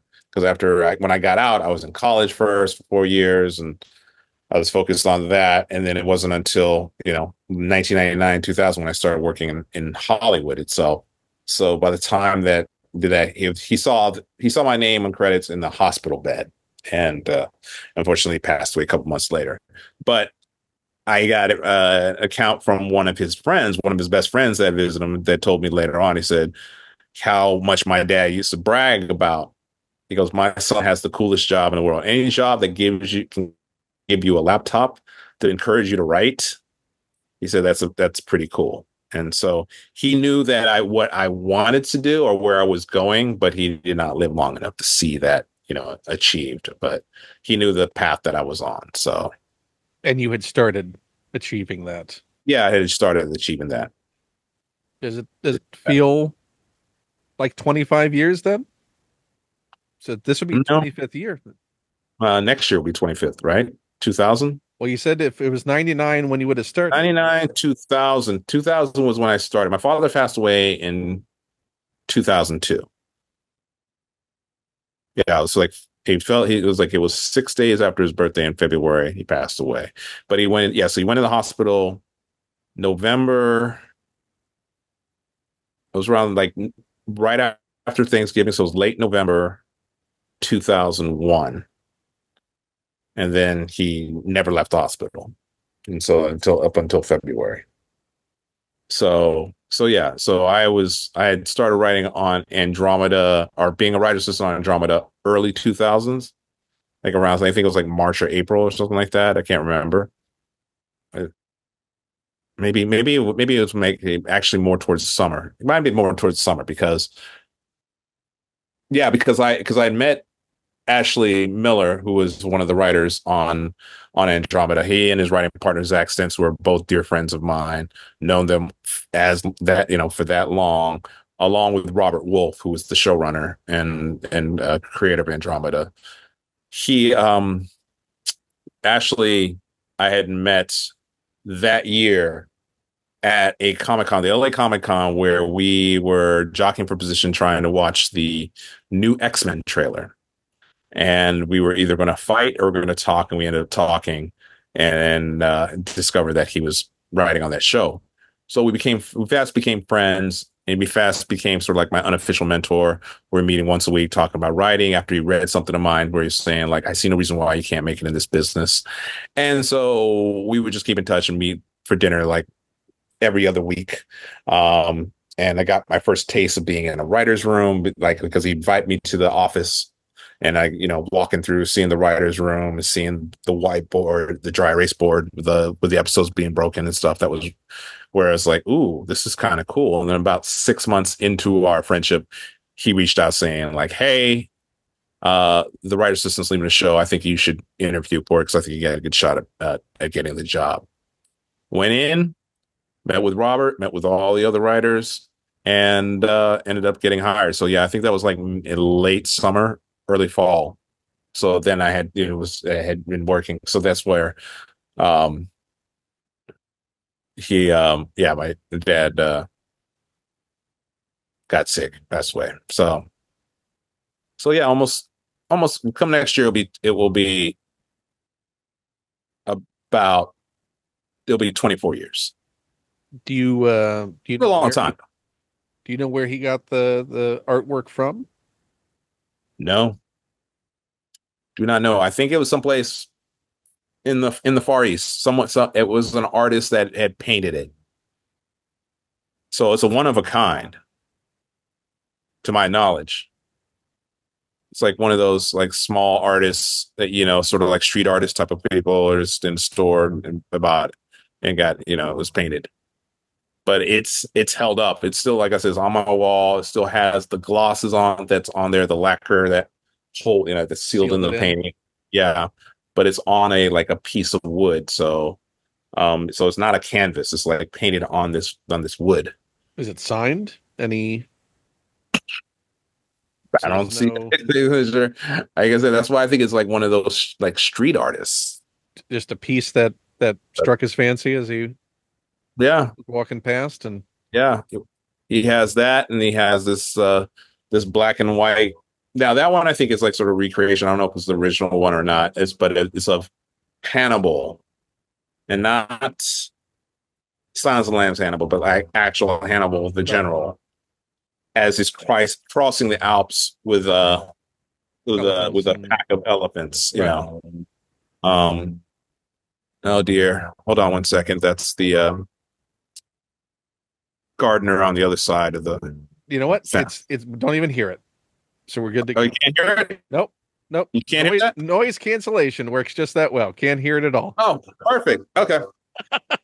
I can hear it. I can hear everything. Um, But this is a good time to wrap up anyway, as we've gotten through your huh, list. because we So talked way too long. you know what? It's not too long, and it's about time we finally did this because I've known you for over 10 years now, right? Yeah. Yeah, yeah, So yeah. this was overdue. We needed to do this. I'm glad we got to do this. I'm glad it worked out. I hope that eventually the industry fixes itself or becomes functional again in some form or fashion, just so you can get an office again. So you have a place to put things, including we never even talked about the Okay. Galactus that's sitting in a box that needs to be on I got a lot of display. that. I got a lot of stuff sitting in the box. Like I got this sitting in the box still. I got the Spock, Oh, that's the right? new EXO 1/6 The scale. mirror, yeah, the mirror universe Spock.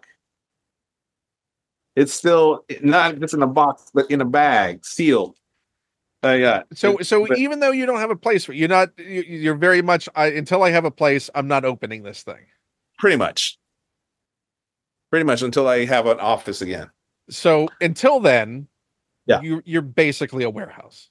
You're living in a warehouse. Basically, I am one step away from being a hoarder, but I don't have enough items to be considered a hoarder. More like a hoarder in training.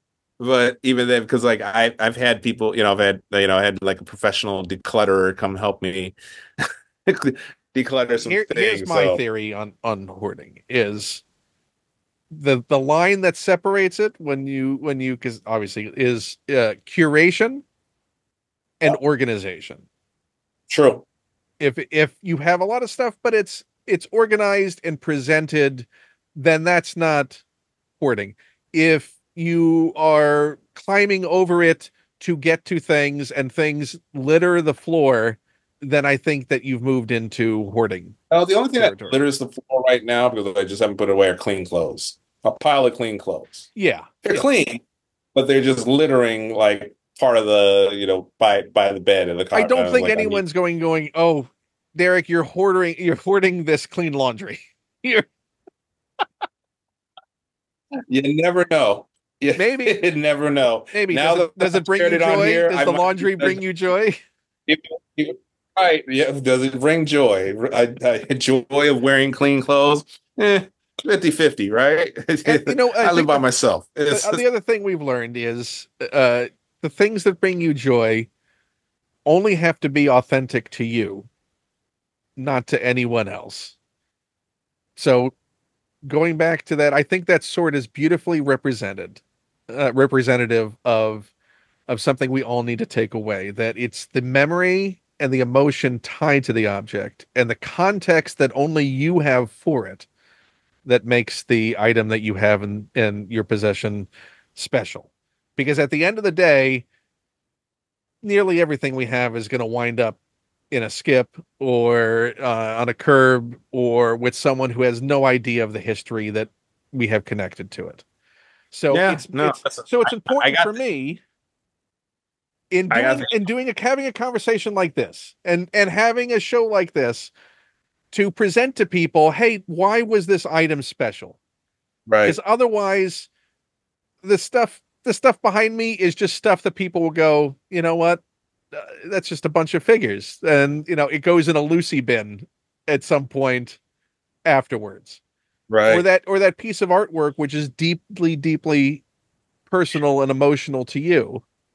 If no one knows that, if we don't tell people the context for why things are special, doesn't mean they have to agree with why they're special. But if we've made no effort to let people know, and I'm appreciating that dark saber immensely, and I'm glad that you took it out of the box. Is it yeah. is it This one I took out of the box was because it it's sitting next to my Chinese swords. So was it also made in China? you know what? I don't care because this is the dark saber. Like That's the Force FX one, right? That's the nice quality.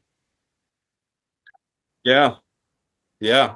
It's the one that has the sounds to it, but you don't, you know, It's it's really got the little nice. sound effect, like got the pulsing to it. As I love how you introduced a dark saber to take away my deep, beautiful contextualization for why we You had know this what? The conversation. conceptualization actually works, though. Like I said, it's stuff that brings me joy. Yeah, Um, and you know why and it does. yeah. Although now I don't know how to turn it off, so that's not bringing me joy. I thought I I'm sure it'll time out, right? It probably has a timer on it if it senses no. you'd, you'd hope. Is it battery powered or is it USB for those now? It's battery powered. This one, yeah, this one is battery powered. Oh, This so is that like so that'll go. heavy duty. That dark saber will go dark in a matter of minutes if you leave it on. We don't need True. that. Yes. We don't need Yeah. that. There's no charge of that. But So so to wrap it up, it's a very that was a very nice book. That was a real bookend. yeah, Uh, I can bring it around. that way. It's I've done like this for. I would add on top of that. It's like whatever you have that brings you joy, just don't look too closely at it because you may discover that it's made in China. There is nothing more producer you than adding a rewrite at the end.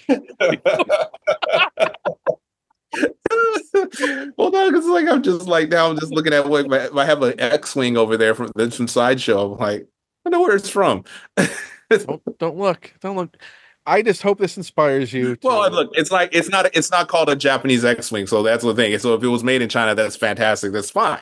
yeah. But when I've been telling people that I have Japanese samurai swords, no, I don't. Again, this is the clip. That's the clip. That's the clip I that's have to coming call out. my mom. And tell her. Yeah, Oh, you gotta find out that she's known all along and she's just humored you on I'm your. gonna find out that my mom isn't Japanese; she's Chinese. Like Oh, that's. Derek, we should have a talk. And we feel like my whole life is a lie. And again, that's why I do the show. This is the surprise. Here we go. This is all a Yeah, journey. It's a journey for both of us. Uh, yeah. so right now, people can definitely still find, who knows, tax season, end of the quarter's coming up, who knows what's going to happen, but they can still find Quantum Leap and watch both On seasons, Peacock. Yeah. and definitely should. uh Nothing. I We can never really say any IP is gone for good. So do you feel that the nail is fully in the coffin for the show, or? Look, the co-creator, who's the executive producer on the show, wonderful, amazing woman, like like call her, is like she deserves so much more credit on in the original series than it wasn't just Donald Belisario and those other writers. Deborah Pratt is very instrumental. I mean that, and also Deborah Pratt was very instrumental in championing, like after the original series came to an end.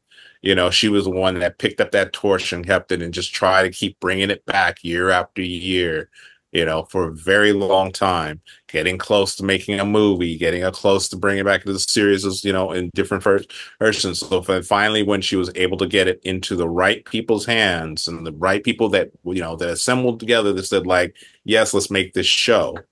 Everyone from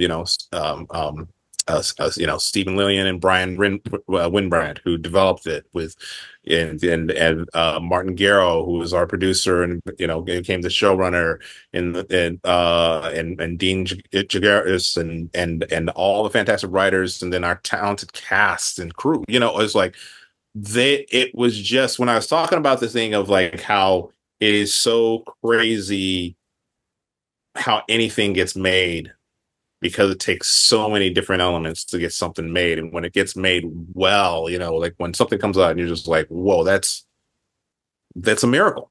It's a miracle. So to say that it's still an IP, it's still a beloved IP there's who knows, maybe in a couple of years, all of a sudden it's come back. Without spoiling anything, the way that our final episode in season 2 ends, it's open ended. Well, it's like there's in the same way that when season 5 came to an end, little Chiron came up that said, and Sam Beckett never returned home. Like fans devastated. It was like, wait, so he's somewhere just out there through time, you know. And that was a question that we were hopefully going to be able to answer, that we almost came close to answering in second season, and we're damn sure we're going to try again in the third season. Had we been fortunate enough to get a third season, because our show is a continuation of the original series, so it's not in the way of what they call reboots. This was much more sort of a revival because it takes place 30 years later after Dr. Sam Beckett has disappeared. Ben Song, he's picked up where Sam Beckett and the team left off, and they've revived the Quantum Leap program. It's like, which is being led by Magic, Ernie Hudson's character, who had connections to the original series because Sam leaped into Magic when he was in Vietnam, when Sam was trying to save his brother during the Vietnam War. And Magic was the person they leaped into. And then our story, kind of says like, well, after Sam left, Magic still had visions and started having dreams about like this white dude who leaps into, that was like he would look in the mirror and he'd see this, he'd see Sam like what the hell's going on, so that eventually, through his trying to get answers, eventually met Al Calavici. And Admiral Calavici was the one that brought him into the Quantum Leap program. So, yeah, like there's there was a lot of mythology in play, but again, to going back to the whole thing of Deborah, she continues to carry the torch. Like even after the show is canceled, she's like, how do we bring it back? How do we, how can we save it? What are the things that we can do? So you never say So never. don't count it out. Yeah, don't count it. Don't count it out. Well, are there anything else coming up or anything you can talk about? I know a few irons in the fire, so we might need to talk again in the future about. Yeah, let's talk again in the future. We got stuff. That we're working on. Nothing that can be quite shared just yet, but either way, people should keep up with what you and Ben are doing. if they're curious enough, you know what? I'm telling them right now, so you can be humble, that they should definitely follow everything that you're doing in the future and everything you've done in the past. Go check it all out. It's all brilliant. They're brilliant. Go to a convention and listen to his poetry. You get, if you had Dragon Con in the near future, you might be able to spot him. If I'll be at Dragon Con next week, I'll be doing poetry in the food court at the Georgia Peachtree Center. Please. Right next to the Firehouse Subs. You'll be at the Benihana. Yes, the Benihana and Trader Vic's if you want. You know what? I never ate at that Benihana. I walked by it so many times. We always kept on saying like we should go there. Never went there. I did it once. Yeah, and I remember doing it with. We went there. Among the group was Doc Hammer from the Venture Brothers. Yep. And Doc informing them that he was vegan and asked if there was any way that they could carve off a portion of the prep table that would not touch the meat that was being cooked. And then just looking at him blank-faced, like, I mean, it's all one big thing. So can you try? Maybe I'll look away while you're doing it. Can you just not? This is Georgia. It's not happening. And then they said so, and then at one point they tried to give him shrimp as well. He's like, no, vegan, but it's shrimp. And that was an awkward night. So that was my Benihana memory. So what I'm saying is highly encouraged. Bring your sword with you. I will. That sounds good. You know what? Look and see if you can find a sword at Dragon Con. Oh, I'm gonna go. Like I said, I'm gonna head over to America's Mart, the vendors. I'm gonna keep an eye on. Let me see if I can find something. But it's like even before I knew that my swords were made in China, there have been a couple of years where I was like, oh, I should upgrade and get some nicer swords. But like you said, to your point though, it's the sentimental value about that like, yeah, I can get some new swords and to be really flashy, but it's not about the flash. It was just more about sort of a little piece of history for me. And there's also something to be said about you've expanded the lore in this conversation we've had of those pieces now. Now even more, the story has, in unexpected ways, expanded itself all these years later. Yeah. You've got a new twist on it. Yeah, it sure do. It's gonna be a great clip. Thank you, Deric, for being on the show. They should definitely follow you. Instagram is the main place that they should follow you at this point. If they like cat memes and stupid little videos like that, because that's all I mostly post. That's why I follow you. Yeah. Although, you know what? We will start on, I don't know when this is going to air, but starting on the 27th, we're going to be launching a Kickstarter. And when I say we, it's going to be such people as Mark Bernardin, who, if people are fans of his Fat Man on Batman that he does, Fat Man and Beyond with Kevin Smith. My old boss. And Tiffany Smith, and Kevin Avery, Lamont McGee, Latoya Morgan, Oba Muhammad, my writing partner Ben, And I know I'm forgetting somebody else. Oh, I said Kevin Avery, didn't I? Yeah. Yep. So yeah, we're doing a series of shorts that we're going to be announcing and that we've written and we're going to be directing, and it'll be fun and cool. So um, we're going to make the announcement. The kickoff for the Kickstarter, the crowdfunding starts on the 27th, so next week. So And like I that's said, I don't know. D Blackanese Yes, on at at Instagram. Instagram. Go follow you there. Everyone should. And keep an eye out for that announcement. It'll be out in time for the announcement, so they can check that out. Thank you again for being on the show. I hope Oh, thank you, man. This was fun. I mean, it felt like, I don't know, just rambling, right? It's like it's called a so for the conversation, Derek. so Jeez. so for the four people that have remained all the way to the end of this 4 hour conversation, I would say Wow. thank you so much. Wow. It was what was it? I'm just happy for the time we got to spend together. I don't care about anyone else. This was all about you and I in this moment.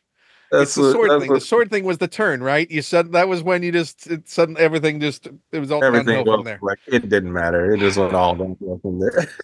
Thank you to everyone watching and supporting all the things that I do. If you do like them, please consider becoming a patron by going to patreon.com/slash Ken Plume. That'd be swell. Even the dollar level, you get access to all my digital exclusives, including interviews and chats and quiz shows with a whole bunch of wonderful guests, like Deric, and some of them even better than Deric. But there aren't Yes, many. there's a lot better guests.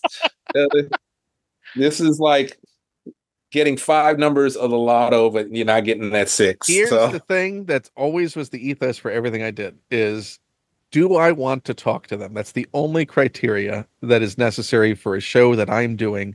And you are someone who is a good friend and someone I wanted to talk to. So I hope everyone enjoyed it. I know I enjoyed it, and that was what's important to me.